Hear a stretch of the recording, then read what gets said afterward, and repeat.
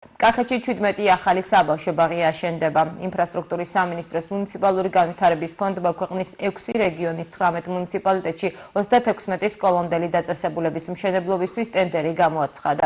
მათ შორის არის გურჯაანის, საგარეჯოს, ყვარლის, ლაგოდეხის, ახმეტისა და სიღნაღის მუნიციპალიტეტებიც. პროექტების საერთო საორიენტაციო ღირებულება 100 მილიონ ლარს შეადგენს.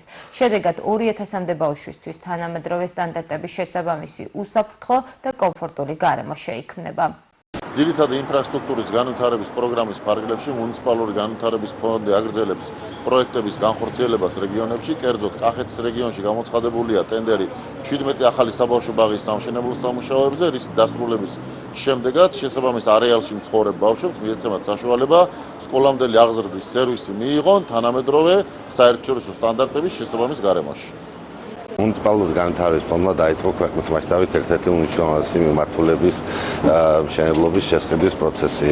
მთლიანი ქვეყნის მასშტაბით 6 რეგიონში, 6 რეგიონის 19 მუნიციპალიტეტში ჩვენ გამოაცხადეთ სამშენებლო ტენდერი 36 საბავშვო ბაღზე, რომლის ჯამური ღირებულებაც დაახლოებით 100 მილიონი ლარია და აღნიშნული ბაღები მოემსახურება 2000-მდე აღსაძილს. გარდა ამისა, სხვადასხვა მუნიციპალიტეტებში აქტიურად გრძელდება სხვადასხვა სიმძლავრის სამშენებლო ბაღების პროექტირების პროცესი, სამშენებლო ტენდერების ეტაპობრივად გამოცხადდება. ასევე მინდა დავამატო, რომ მიმდინარე კვირას მუნიციპალური განვითარების ფონდმა გამოაცხადა დაახლოებით 400 მილიონის სამშენებლო ტენდერი. მინდა მოუწოდო სამშენებლო სექტორს აქტიურად მიიღონ მონაწილეობა ჩვენს ტენდერებში და რაც ყველაზე მთავარია და ფონდისთვის ყველაზე მნიშვნელოვანია, პასუხისმგებლობით და ყურადღებით მოეკიდონ სამშენებლო პროცესს, რათა მივიღოთ ხარისხიანი და ვადების დაცვით აშენებული ობიექტები. მუნიციპალური განვითარების ფონდის მიერ გამოცხადებული არის სახელმწიფო შესყიდვა 36 ბაღის მშენებლობაზე. საუბარია 9 საბავშვო ბაღზე 75 ბავშვის სიმძლავრით, დანარჩენები 50 ბავშვიანი ბაღები არის.